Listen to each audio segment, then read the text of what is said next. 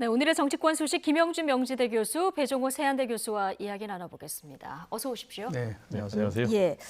자, 한미 정상회담 이야기 조금만 더 어제 이어서 이어가 보겠습니다. 조금 전에 외교부, 산업통상자원부 그리고 복지부 등 3개 부처 장관이 합동 브리핑을 열었는데요. 이번 한미 정상회담에 대한 성과를 설명했습니다. 대체적으로 많은 성과를 이뤘다. 자, 이런 평가가 나왔는데 어떻게 보셨습니까?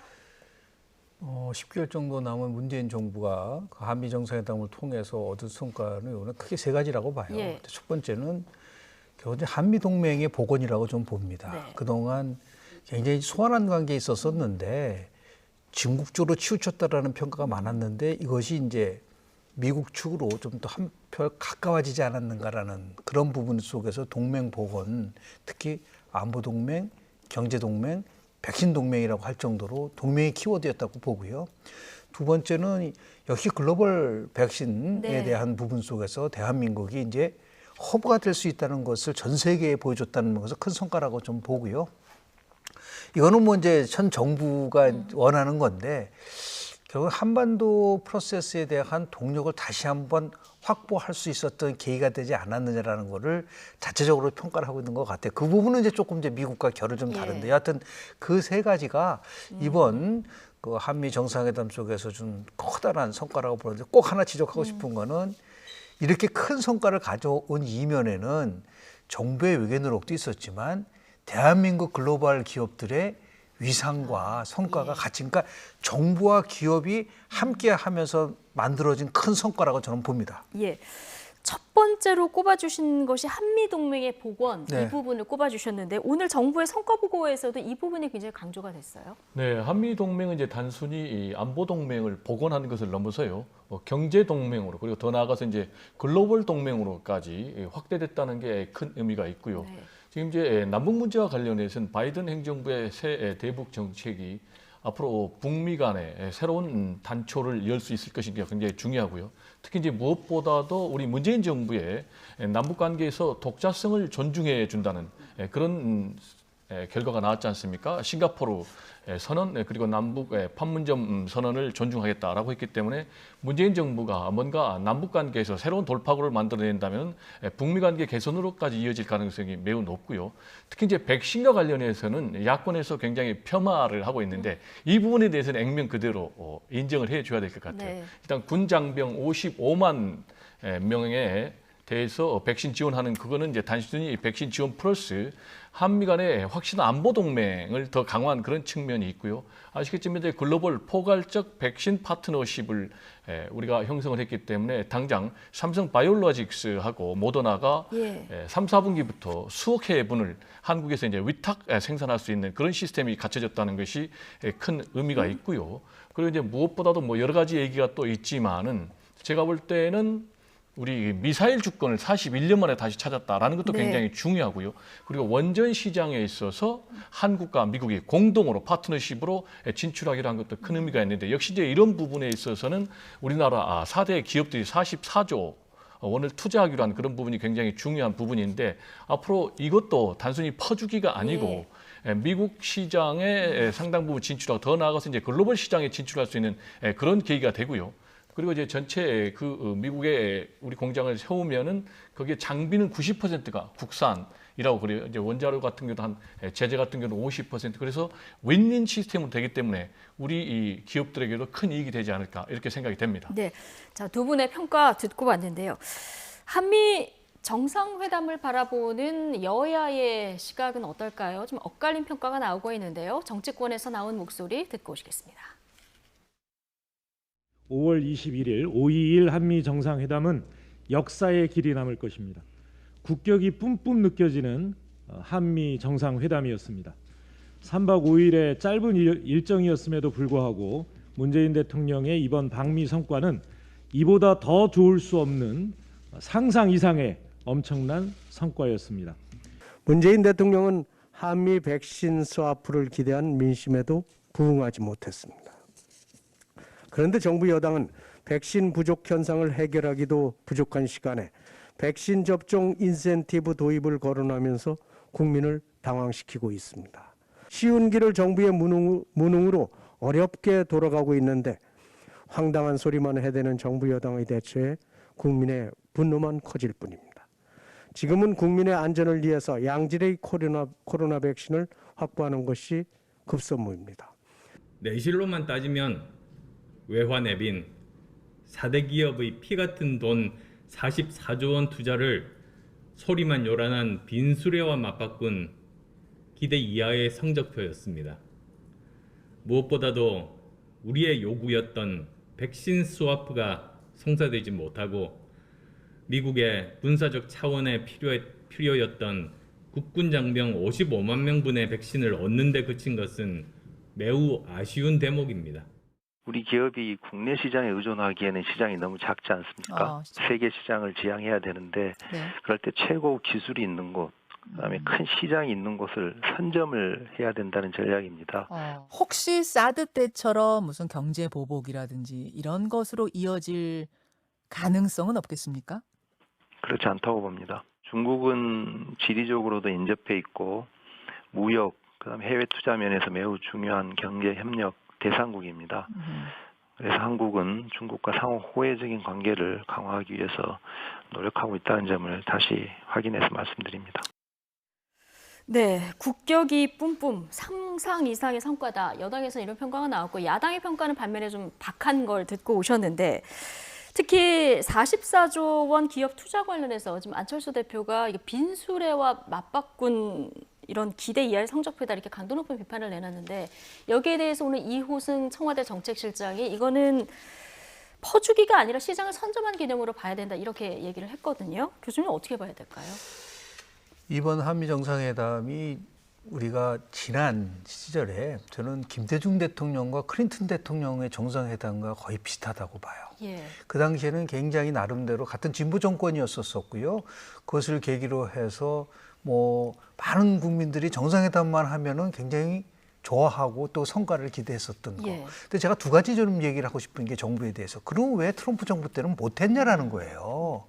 그동안 4년 동안 트럼프가 물론 일방적 결정을 했다 하더라도 분명히 우리의 대북 정책이라든지 대중 정책 속에서 이 당시에 트럼프 정부와 마찰이 온 부분들이 있었기 때문에 굉장히 한미 정상회담이 있을 때마다 삐걱거렸단 말이에요. 근데 이번에는 역시 대한민국과 미국과 일본이라는 이 3자가 갖고 있는 동맹에 대한 복원에 대한 것을 분명히 문재인 대통령이 시그널을 줬다고 봐요.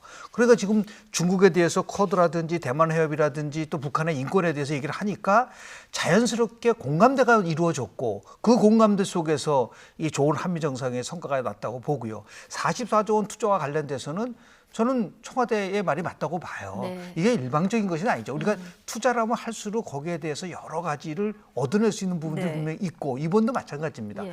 백신 수합도 바로 안 됐지만 결국은 우리는 생산 기술을 갖고 있고 미국은 기술을 갖고 있다고 한다면 기술과 생산 능력이 이제 결합이 되면 저는 단계적으로 기술 이전이 일어날 거라고 저는 봐요. 그런 의미에서 보면 우리가 뭐 한술밥에 배부를 수 없지 않습니까? 예. 조금씩 우리 대한민국의 글로벌 기업들이 이제는 대한민국 기업이 아니에요.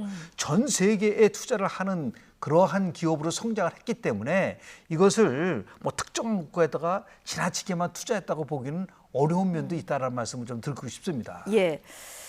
자, 야당에서는 특히 백신 부분 관련해서 당장의 성과가 없었다 이런 부분을 좀 비판을 하고 있는 상황인데요.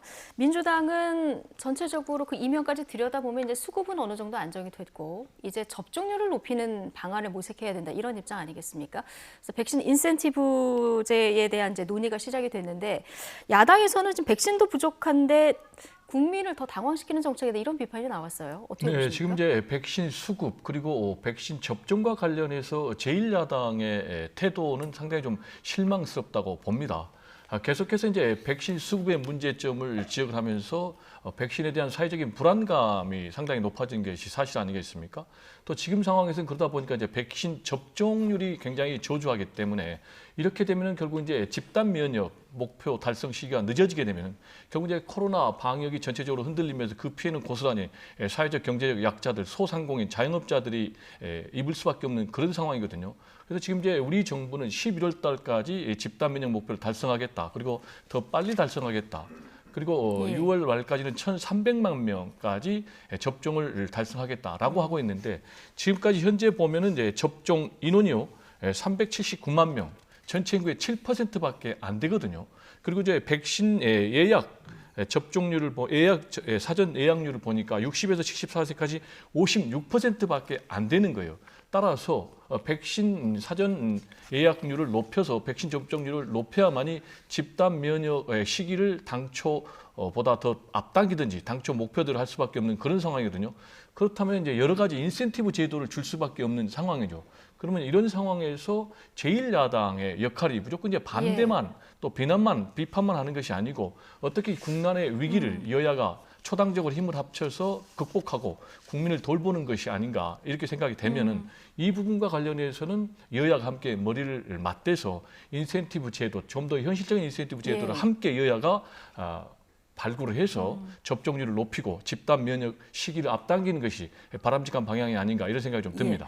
정상회담 내용 관련해서 하나만 더 짚어보면 전체적으로 이제 한미 동맹이 강화됐다. 여기에 이제 점수를 주시는 데는 큰 이견은 없는 것 같은데요. 자, 한미 정상회담에 그런데 중국이 민감해하는 그 대만 문제가 이제 언급이 되다 보니까 중국이 사드 때처럼 또 경제 보복에 나서는 거 아니냐 이런 우려가 일각에서 나왔었는데요. 중국의 공식 첫 반응이 나왔습니다. 내정 간섭 용납하지 못한다 얘기가 나오긴 했는데 이게 미일 정상회담 때하고 비교해 봤을 때는 조금 수위를 조절했다 이런 평가도 나오거든요. 어떻게 보십니까? 외교적 수사라는 게 항상 있지 않습니까? 예. 그러니까 미일 정상회담 때에 중국이 보였던 반응과 그리고 한미 정상회담에 보였던 반응이 조금 온도 차이는 네. 있다고 좀 보는데요. 그러니까 실질적으로 보면은 저는 이렇게 생각을 해요. 외교 관계에서 우리는 아직은 강대국은 아닙니다. 강대국이 아닌 나라가 전략적 모호성을 취할 수는 없습니다. 그건 외교적이 아주 ABC예요. 예. 그렇게 따지면은 결국은 10달밖에 안 남았지만은 저는 강화라보다는 한미동맹의 강화라기보다는 한미동맹의 저는 복원이라고 좀 봐요. 그렇게 하면서 우리가 분명하게 입장을 표명을 하니까 중국에서도 그것에 대해서 물론 민감하게 반응을 하지만 과거처럼 뭐 사드 때처럼 경제 보복을 할 예. 가능성. 왜냐? 그 뒤에는 미국이라고 하는 나름대로의 동맹 복원이 가져올 수 있는 효과가 분명히 존재를 하고 있기 때문에 예. 그렇게 일방적으로 과거처럼 중국이 가기도 어려울 부분이 있다. 그런 의미에서 봤을 때 저는 이 정부만이 아니라 이번 한미 정상회담은 차기 정부가 대북 정책이나 또는 여러 외교 정책을 필 때 어떤 스탠스를 취해야 되는지를 보여주는 굉장히 귀중한 교훈이라고 좀 봐요. 그래서 그걸 잘 면밀히 검토하고 중요한 거는 뭐냐면 지금 성과가 나오냐 안 나오냐는 좀 시간을 좀 지켜봐야 된다는 거죠. 대통령과 바이든 대통령과 실은 얘기를 했지만 이제 탈원전 문제와 관련돼서도 같이 우리가 이 문제에 대해서도 앞으로 미국과 같이 원전 사업을 같이 한다고 하는데 국내에서는 과연 탈원전을 하는 것이 맞는 것이냐 예. 이런 또 문제라도 있을 수가 있어요. 분명한 것은 우리가 외교적인 이익을 극대화시킬 수 있는 방법이 무엇인가에 대해서 다시 한번 고민하고 그렇게 되면 자연스럽게 그동안에 우리가 좀 굴종적이라는 말도 있었지 않습니까? 중국과의 관계 속에서 이것이 이제 새롭게 변화되는 계기가 만들어지는 것이 아닌가라는 생각을 좀 합니다. 예. 그러니까 외교적인 극대화를 시킬 수 있는 실질적인 어떤 성과로 이어지려면 앞으로 추후 그렇습니다. 여러 가지 예. 과정도 중요하다라는 말씀 해주셨는데 내일 청와대에서 문재인 대통령과 여야 5당 대표들과의 오찬 간담회가 열립니다. 아마 한미 정상회담 성과를 설명하는 자리가 될 텐데 자 제1야당 국민의힘 당 대표 권한대행 김기현 대행도 참석하기로 결정이 된 거죠? 그렇습니다. 예. 매우 바람직한 선택이라고 봅니다. 아시겠지만 지난번에 김기현 신임 원내대표가 탄생했을 때 이철 정무수석을 통해서 문재인 대통령이 회동을 갖자고 했지만은 사진 촬영용 회동은 싫다라고 네. 만남을 거절했지 않습니까? 그래서 이번에도 할까 말까 굉장히 고심하다가 결국 이제 김기현 원내대표 권한대행까지 맡고 있죠. 청와대 여야 대표들 회동에 찬성하고 참석하기로 한 것은 굉장히 바람직한 선택이라고 보고요. 지금 현재 우리 정치의 가장 문제가 뭐냐면은 상대를 파트너로 인정을 하지 않는 그런 문제가 있거든요. 그러다 보니까 계속해서 이제 대결적 정치로 가고 만남 자체가 안 되니까 대화가 잘 안 되고 대화가 안 되니까 소통이 안 되고 소통이 안 되니까 협치가 안 되는 이런 악순환이 계속되고 있는데 안타깝게도 문재인 대통령의 초청에 응해서 만나긴 하지만은 1년 3개월 만에 여야 대표들이 만나는 거거든요. 그러면 대통령과 여야 대표들이 만나는 것이 왜 이렇게 힘든가라는 문제 제기를 국민들 입장에서 할 수밖에 없어요. 특히 지금 국난의 위기 상황에서 여야 지도부들이 스스로 좀 자주 만나서 민생을 돌보는 그런 정치를 해달라라는 것이 지금 국민들의 목소리 아니겠습니까? 특히 아시겠지만 여야정 상설협의체가 공식으로 발족을 했거든요. 그리고 분기별로 만나기로 돼 있거든요. 근데 네. 한 번 만나고 지금까지 안 만났어요. 그래서 빨리 지금 문재인 대통령께서 이번에 한미 정상회담 그 결과를 이제 설명하고 또 이해를 구하고 협조를 당부하는 그런 차원에서 만나지만은 이것 외에도 수시로 좀 여야 지도부들 대통령이 만나서 민생을 돌보는 그런 정치를 해줬으면 바람직하지 않나 이런 생각이 좀 듭니다. 예. 내일 말씀하신 대로 1년 3개월 만에 그렇습니다. 여야 당대표 대통령 한 번에 모이는 자리가 모처럼 만에 마련된 거지 않습니까? 한미 정상회담 이 성과뿐만 아니라 여러 가지 얘기들 뭐 건의가 오갈 텐데요. 자, 내일 어떤 얘기들이 주로 나올까요? 가장 큰 거는 뭐 조금 전에 예. 말씀드린 이제 한미 정상회담의 성과된 거와 더불어서 향후에 어떻게 이것을 실행할 것이냐에 대한 문제를 가지고 집중적으로 논의할 거라고 좀 보는데요. 제가 한 말씀 드리면 결국은 정부 여당이 국정 운영에 책임이 있는 겁니다. 1년 3개월 만에 회동했다는 것에 가장 큰 책임은 야당이 아니라 대통령과 여당한테 있는 네. 거예요. 협치를 할 수 있는 거를 충분히 보여준 다음에 만나야지. 그동안은 일방적으로 국정 운영을 하니까 야당이 결국은 저항하고 분노하고 그 보궐선거를 통해서 결국 국민의 힘을 얻지 않습니까? 그러니까 결국은 80%는 여당이 책임이고 20%가 야당이라고 한다면 저는 이번 오자회동 끝나고 나면은 문재인 대통령이 각 당 대표들과 저는 개별 회동을 했으면 좋겠어요. 개별 회동. 예, 왜냐하면 이거는 뭐 방미 성과 관련된 부분이기 때문에 굉장히 요식적인 부분이 굉장히 많고 여러 명이서 할 수 있는 이야기와 정말 남은 10개월 동안 어떻게 국정을 운영할 것인가를 허심탄회하게 얘기하는 다른 거거든요. 예. 그래서 끝나고 나서 이걸 계기로 해서 다음에 우리 이제 김기현 뭐 지금 대표 뭐 6월 11일 날 어차피 야당 대표가 새로 선출이 되면 제일 먼저 대통령과 야당 대표가 만나서 앞으로 어떻게 이 지금 처해 있는 여러 가지 문제가 있지 않습니까? 부동산, 백신, 안보 문제 등등 뭐 현안들이 굉장히 많아요. 이 문제를 어떻게 협치 복원을 했으면 좋겠어요. 지금 협치 절벽이거든요. 그렇죠. 협치 네. 복원. 아까 말씀하셨지만 여야정 상설협의체도 지금 사실 말뿐이고 가동이 안 되는 상황인데 이 과정에서 이철희 정무수석의 역할을 앞으로 좀 기대를 해봐도 될까요? 안 된 이유에 대한 예. 거를 얘기를 해야죠. 이유, 협치를 할 수 없을 정도로 일방적으로 국정을 운영하니까 협치가 안 되는 거예요. 자꾸만 그거를 여야정 상설협의체에 참여하라고 야당한테 얘기하는 거는 그건 해법이 아니에요. 권력을 가진 사람이 권력을 내려놓고 진정하게 협치를 하겠다는 모습을 보여주는 게 가장 큰 책임인데 그러다 보니까 헛돌았단 말이죠. 그러면서 이제 이철희 수석이 이 문제와 관련돼서도 의미 있는 나름대로의 역할을 좀 해야 되지 않을까라는 생각을 좀 합니다. 내일 아마 저희 뉴스 시간쯤에 오찬이 이루어질 예정이라서요. 관련 속보가 내일 많이 들어올 것 같습니다. 내일 이 시간에 관련 속보들 들어오면 또 전해드리기로 하고요. 저희는 다음 주제로 넘어가겠습니다. 자, 요즘 정치권에서 가장 뜨거운 이슈라고 하면 바로 신구 대결로 펼쳐지고 있는 국민의힘 전당대회가 아닐까 싶은데요. 표심을 얻기 위한 총공세 속에 때 아닌 차종 설전도 있었습니다. 영상으로 먼저 보고 오시겠습니다.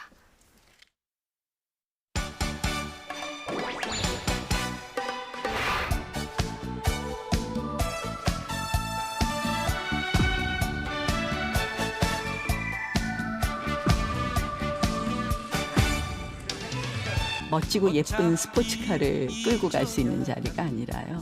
정말 짐을 잔뜩 실은 화물 트럭을 끌고 좁은 골목길을 가야 되거든요.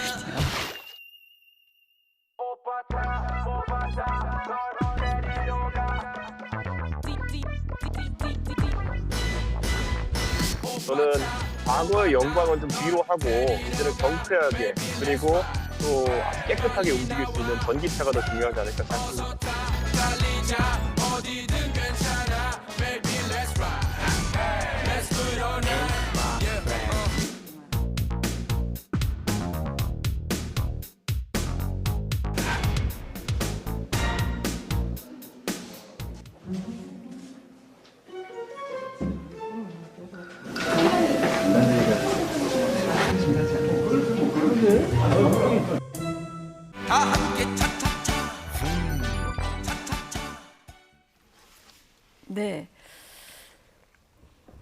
차량에 지금 등장하는 걸 보고 오셨습니다. 이 시작은 나경원 전 의원인데요.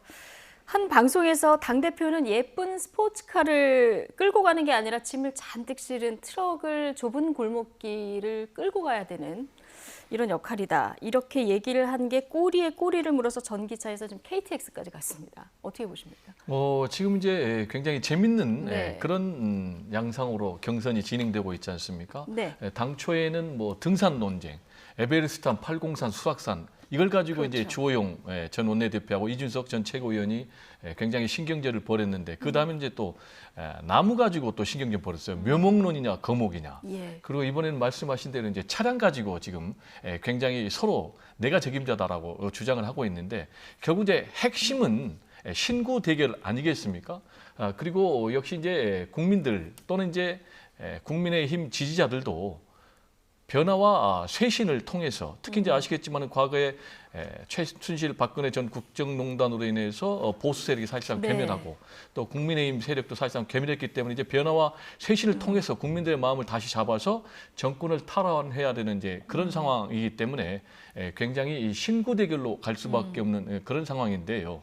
과연 국민들 입장에서 또 국민의힘 당원 입장에서 나경원 의원이 주장하는 화물차 짐도 네. 많이 실을 수 있는 그런 이제 능력과 경륜을 선택할 것인지 아니면 이제 또 주호영 전 원내대표가 주장하는 뭐 KTX를 선택할 것인지 아니면 김은혜 또 그리고 이준석 전 최고위원이 주장하는 뭐 카니발 또는 뭐 전기차를 선택할 것인지 굉장히 주목이 되는데요. 지금 이미 이제 경선 과정에서 판도 변화는 크게 일어났어요. 예. 그래서 결과로 그대로 이어질지 예. 이준석 돌풍이 그대로 이어질지 상당히 지금 주목이 되는 그런 상황입니다. 예.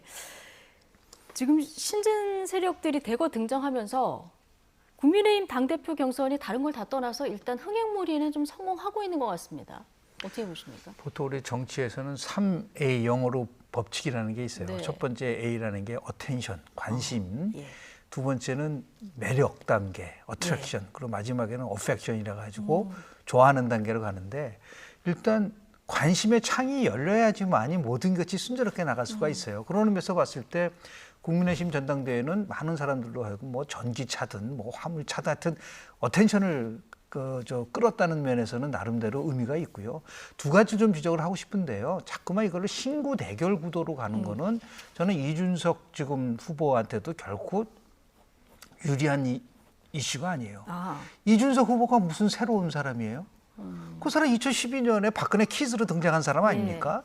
그리고 그 이후에는 유승민 키즈라고 수없이 당을 바꾼 사람이에요. 그런 사람이 지금 나이가 어리다는 이유 때문에 나는 새로운 사람이다? 제가 볼 때는 동의하기 어렵다. 그런 부분들이 있어요. 그래서 신구 대결 구도라는 것보다 또 신구가 조화를 이루는 국민의당 전당대회가 되겠다라고 저는 프레임을 바꿔야 된다. 자신이 물론 득표를 하기 위해서 상대방과 차별을 하는 것도 좋지만 결코 그것이 부메랑이 될 수 있다는 것을 좀 말씀을 좀 드리고 싶고요. 예. 두 번째는 지금 한가하게 지금 자동차 논란 부릴 때가 아니잖아요. 그리고 이런 급박한 이 상황 속에서 어떻게 미래를 위해서 어떤 정책을 가지고 국민의힘이 국민 속으로 다가설 수 있을 것이냐에 대한 그런 어젠다 세팅을 좀 다시 했으면 좋겠어요. 그 후보들이 물론 이제 컷오프 해가지고 5분이 이제 선정이 되면 이제 방향이 좀 바뀌겠죠. 그러니까 뭔가 튀는 것이 마치 굉장히 지지를 받는 것처럼 하는 그게 바로 구태 정치예요.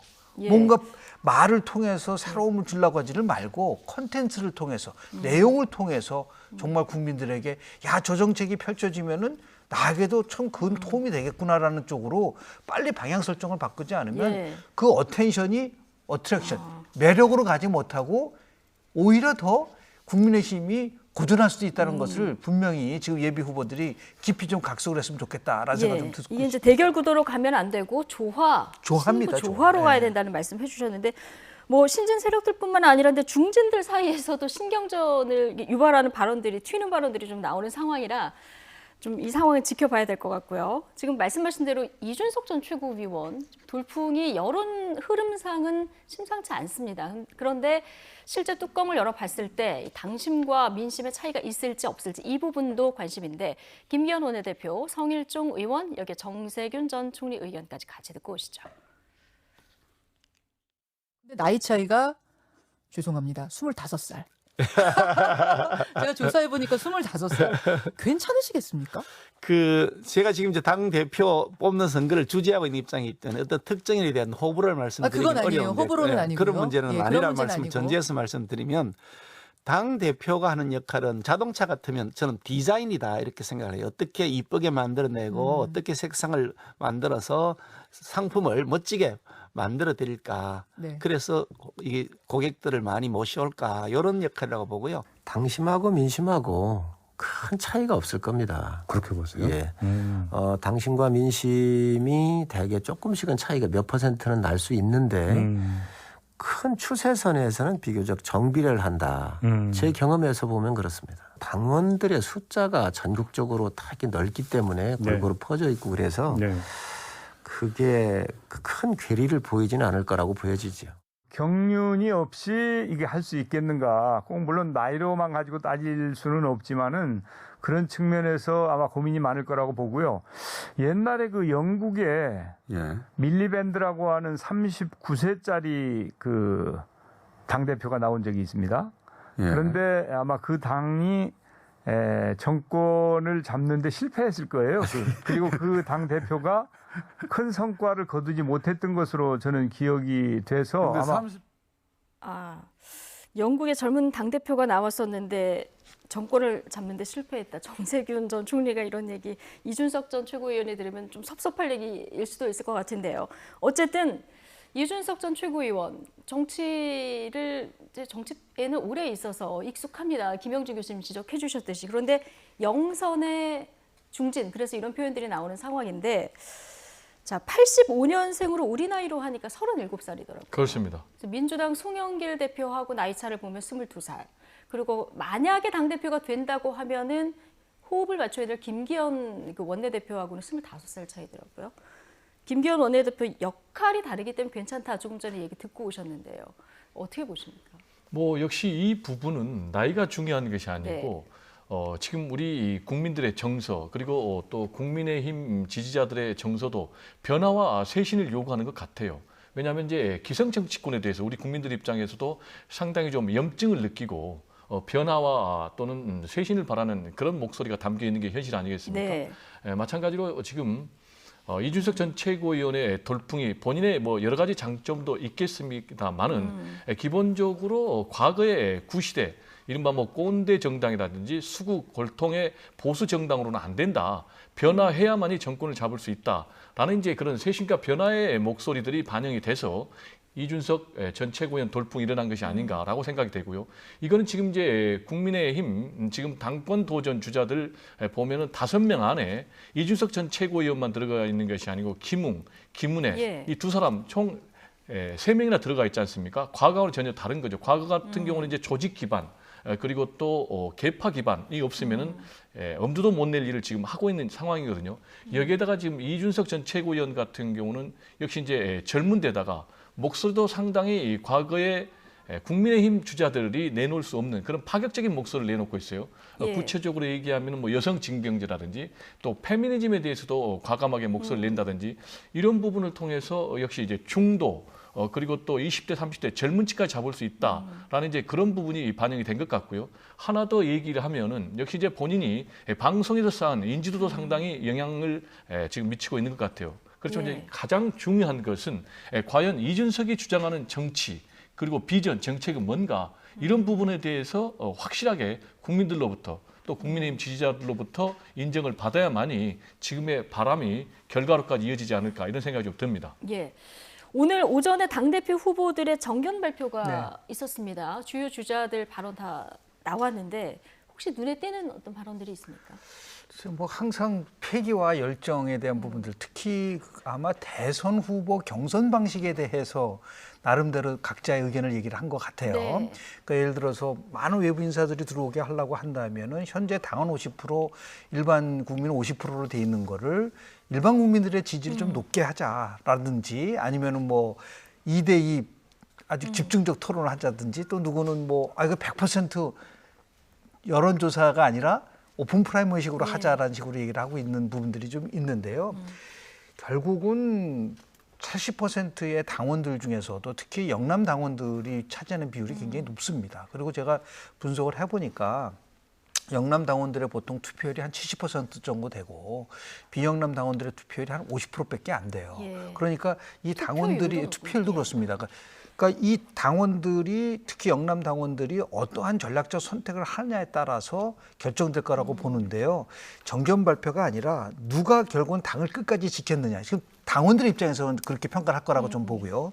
두 번째는 누가 결국은 관리를 잘해서 합당이라든지 외부 인사 영입을 할 때 정치력을 보여줄 수 있을 것이냐. 네. 그 세 번째 숨어 있는 편인데요. 내년도 지방선거가 있기 때문에 이 당원들은 내년도 지방선거와 공천과 관련돼서 누가 가장 전형적인 방안을 제시하느냐가 자기의 생활과 직결되기 때문에 네. 이런 것들이 결합이 돼가지고 아마 최종적으로 표심에 영향을 주지 않을까라는 생각이 좀 들고요. 네. 그리고 특히 뭐 이번에는 뭐 컷오프 하는 거니까 앞으로 남은 5명이 아주 집중적으로 뭐 권역을 4번 돌고 또 합동 토론회도 2번 하고 이런 과정을 거치기 때문에 보다 정제되고 자기 나름대로의 비전은 그 이후에 나오지 않을까라는 생각을 좀 하고 싶습니다. 예. 지금 말씀하신 대로 당심과 민심의 괴리가 있을지 없을지 이건 네. 정말 진행되는 상황을 봐야 될 것 같은데 자 내일부터 이틀 동안 당원 50% 그리고 일반 국민 여론조사 50%에서 이제 5명으로 컷오프가 일단 되는 거죠. 예. 그렇습니다. 제가 볼 때는 당심과 민심이 과연 따로 갈 것인지라는 부분과 관련해서는 저는 개인적으로 상당히 좀 의문이 되는 게 지금의 이런 돌풍 추세를 보면은 당심과 민심이 함께 갈 가능성이 굉장히 높다. 네. 왜냐하면 국민의힘 지지자들도 정권 탈환이라는 목표를 갖고 있기 때문에 전략적인 선택을 고민할 수밖에 없어요. 제가 볼 때는 그분들 입장에서 3가지를 기준으로 할 것 같은데 첫 번째로 과연 누가 국민의힘의 변화와 쇄신을 이끌 적임자라는가 라는 부분을 고민할 것 같고요. 두 번째로는 중도 외연까지 확장을 해서 대권 승리할 것인가. 그리고 그러기 위해서 세 번째로는 윤석열 전 총장 등 외부의 인사들을 영입해 올 것인가. 이 3가지를 가지고 판단할 것 같은데 예. 그런 측면에서는 이준석 전 최고위원이라든지 김웅 의원이라든지 김은혜 의원이라든지 이런 사람들에 대해서 굉장히 높은 점수를 주지 않을까 이렇게 생각이 되고요.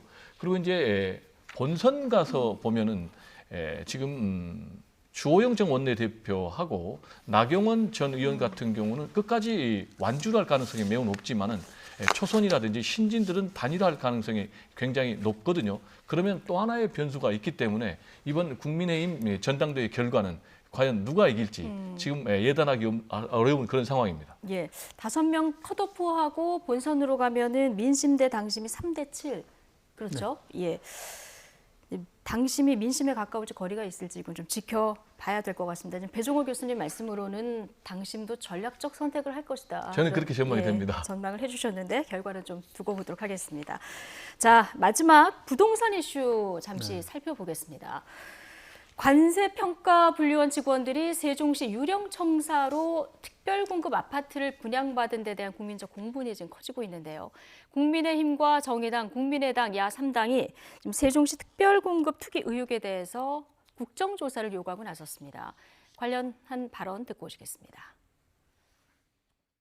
유령 신청사를 짓고 이를 빌미로 세종시 아파트 특별공급을 받아 수억의 차익을 거두었던 관평원 부정사태에 대해서도 여당은 야당의 국정조사 요구에 묵묵부답입니다. 죽비로 맞은 듯 정신이 번쩍 들었다고 입술로는 말하지만 이미 집권 세력 전체가 집단적 민심 불감증에 걸린다 합니다. 총체적인 기강회의와 변질된 공무원 특별공급 대책 마련을 위해 국회의 국정조사 실시가 필요합니다. 또 공무원 특별공급 제도를 취소하고 공공임대 지원 제도로 전환해야 합니다. 예, 지금 유령청사를 지어놓고 아파트 특별 공급을 받아서 차익을 얻었다. 네. 이게 이제 관평원 특공 의혹인데 이게 제2의 LH 사태를 불릴 만큼 파장이 커지고 있습니다. 이러다 보니까 다시 한번 관심이 지금 높아진 상황인데 오늘 야3당이 이 국정조사를 하자 이렇게 해서 아마 국정조사 요구서를 제출했어요 오늘 아침에. 네네. 예.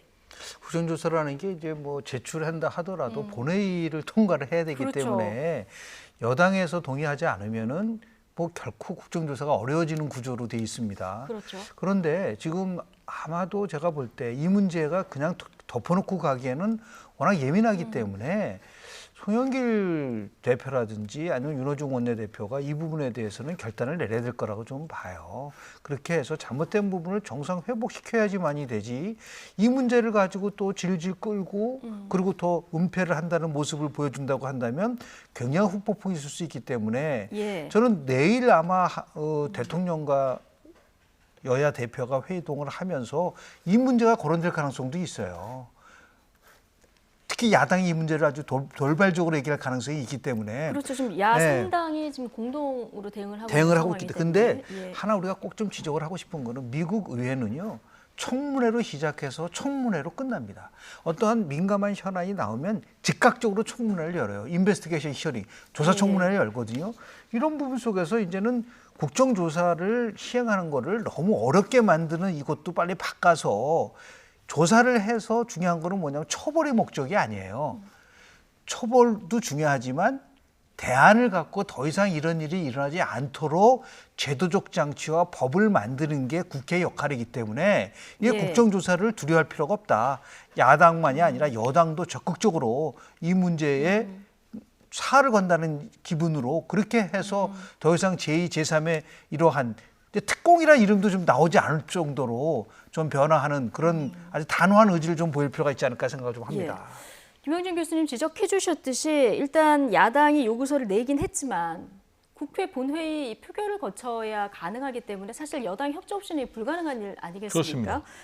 근데 여당에서 지금 나온 반응을 보면은 일단은 경찰 수사가 진행되고 있으니까 지켜보자. 그리고 특히 국민의힘을 향해서는 국민의힘에서 이런 요구를 할 자격이 있냐 이렇게 맞불을 놨는데 여당의 대응에 대해서는 어떻게 보십니까? 여당도 상당히 긍정적으로 고민할 수밖에 없을 것 같아요. 예, 앞으로 이게 제2의 LH 사태로 말씀하신 대로 비화될 소지가 굉장히 크거든요.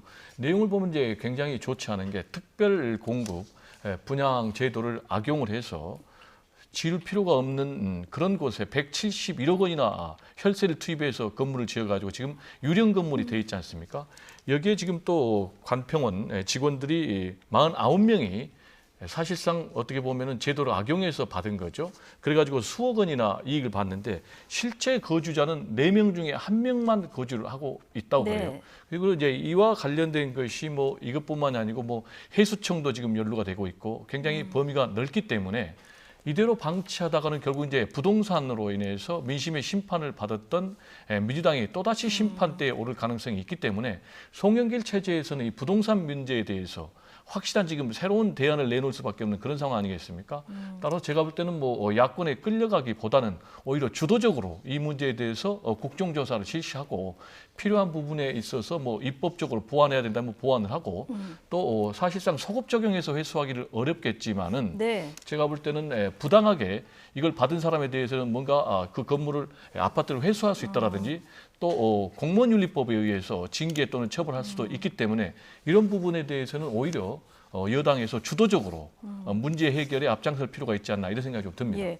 지금 야당에서 주장하는 거는 세종시 이전 기관 종사자 중에서 특별공급 수혜자 전반에 대해서 실거주 여부, 차익 그리고 분양대금 이런 출처까지 전반적으로 조사하자 이런 입장인데 여당에서 아직까지는 경찰 조사 지켜보자 했지만 앞으로는 조금 더 오히려 주도적으로 나서야 된다. 자, 이런 의견을 주셨습니다. 자, 어쨌든 이런 투기 의혹, 국민적 공분이 커지는 사이에 집값은 다시 들썩인다 이런 뭐 소식도 들리고요. 여당의 부동산 정책이 뭔가 좀 변화가 있을 것이다. 재보선 이후에 이런 예상이 나왔는데 지금 재산세 관련해서는 어느 정도 의견이 모인 것 같습니다만은 종부세 관련해서는 여전히 당내에서 의견이 모이지 않는 이런 상황인 것 같습니다. 지금 송영길 대표가 들어오면서 부동산 특히 특위위원장은 이제 김진표 위원장이지 않습니까? 나름대로 경제관료 출신이면서 오선의 관록을 갖고 있고요. 근데 지금 이 시기를 놓치면은 저는 여당이 굉장히 곤혹스러울 거라고 봐요. 야당이 치고 나왔지 않았습니까? 종부세와 관련된 여러 가지. 부동산 문제는 크게 3가지잖아요. 집값에 대한 안정이고 규제를 어떻게든 풀고 그리고 더 나가서 공급을 확대하는 건데 이 부분 속에서 지금 재산세가 늘어나면은 건강보험료도 늘어나게 되는 등등 여러 가지 문제가 있을 수 있어요. 이거는 제가 볼 때는 여당이 그 안에서 진영 논리에 빠져서 이 문제를 등한시한다고 한다면 큰 패착이 올 가능성이 높기 때문에 이거를 빨리 이 부분 속에서 송영길 대표하고 김진표 위원장이 결단을 저는 내려야 될 거라고 봅니다. 질질 끌면 끌수록 모든 화살은 집권 여당으로 갈 수밖에 없다는 부분들을 인식을 해야 되고요. 결국은 정치는 타이밍입니다. 정책도 저는 마찬가지라고 봐요. 굉장히 중요한 정책을 필 때는 이걸 시간을 만시지탄의 리더십으로 가서는 안 되고 아주 굉장히 적절한 시기에 적절한 나름대로의 방안을 가지고 국민들에게 설득하는 작업이 지금 집권 여당한테 절대적으로 필요한 시점이 아닌가 생각을 합니다. 자, 그러니까요. 지금 종부세 관련해서 이 기준 상향하면 안 된다 이렇게 반대하는 의원들도 당내에서 많고요. 반면에 완화해야 된다 하면서 법안 발의한 의원도 있고 법안 발의를 추진 중인 의원도 있습니다. 그 의견도 뭐 과세 기준을 9억에서 12억으로 올리자. 이것부터 해서 아예 대상자를 상위 2%로 하자. 다양한 얘기들이 나오고 있는데 지금 말씀을 하셨지만 뭔가 빨리 결단을 해야 된다 이런 얘기를 해주셨거든요. 제가 볼 때는 결단은 뭐 내릴 수밖에 없죠. 지금 내부 진통이 굉장히 심각한 그런 상황이기 때문에 제가 볼 땐 고민해서 결단을 뭐 내릴 것으로 그렇게 보이고요. 지금 이제 4가지 부분에 있어서 종부세 관련해서 지금 안이 올라왔다 그래요. 첫 번째로는 아예 종부세를 완화하는 것을 이제 없애는 그런 방안, 그리고 과세 기준을 9억에서 12억 원으로 상향하는 것. 그건 이미 발의가 됐죠. 그렇습니다. 그리고 부과 대상자를 2%로 상위 정하는 방안, 그리고 1주택 장기 거주자라든지 또 고령자라든지 무소득자에 대해서는 이제 과세 2원, 그러니까 나중에 이제 현금이 있을 때 받도록 해주는 이 4가지 가지고 하는 건데 이것과 관련해서 과연 친문 핵심이냐 아니냐라는 것에 따라서도 서로 입장이 다른 것도 있겠지만은 지역구가 어느 지역구냐에 따라서 서로 입장이 좀 다르거든요. 그런데 이 부분은 꼭 부정적으로 볼 필요만은 없어요. 왜냐하면 국회의원들 입장에서는 민심을 반영해야 되기 때문에 자기 이 지역구의 주민들의 의견을 반영할 수밖에 없는 그런 상황이거든요. 그래서 이제 구체적으로 보면 서울의 집값이 굉장히 급등한 마용성 지역구의 의원들은 종부세를 좀 완화해 주자. 라는가 하면은 강북 지역 같은 경우는 이제 상대적으로 덜 올랐기 때문에 이런 데서는 종부세를 완화해 주면 안 된다라는 그런 입장인데 제가 볼 때는 결국은 민주당 입장에서는 대선을 치러야 되고 대선에서 승리해야 되기 때문에 종부세에 대해서 치열한 논쟁 과정이 있겠지만은 현실적인 방향으로 어느 정도 수렴되지 않겠는가 이렇게 정리가 됩니다. 어쨌든 여당 내 이견이 좀 정리가 돼야 정부하고도 또 정부 정책하고도 조율이 될 테니까요. 자, 이게 어떻게 흘러가는지 좀 지켜보도록 하겠습니다. 오늘의 정치권 소식 김영준 명재대 교수 그리고 배종우 세한대 교수 두 분과 이야기 나눠봤습니다. 고맙습니다. 네, 감사합니다.